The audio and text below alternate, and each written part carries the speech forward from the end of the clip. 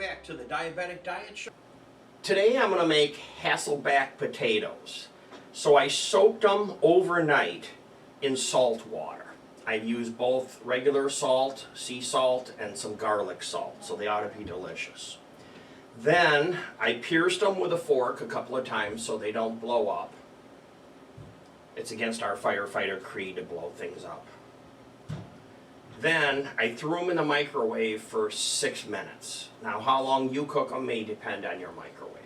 Mine is a 700 watt and I'm familiar with mine, so keep an eye on your potatoes. You don't want to burn them or you've got to throw them away. So they're pierced with a fork, so that doesn't happen. That's a good thing. Then I have a new tool or a new toy.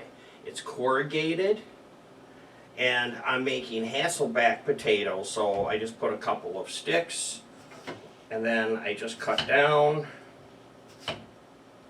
just like this.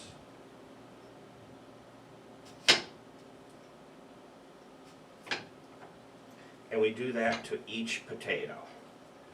Now before I pierced them with a fork, I found the flat spot so they won't roll away, because one side may be better than the other. So that's a good tip as well. These have to go back in the microwave to be cooked some more. You can bake these in the oven if you want. It will take hours in the oven, and most likely will dry them out. If you've ever gone to a restaurant and they serve you baked potatoes that they wrapped in foil and threw in the oven, usually they're not cooked and they're usually dried out.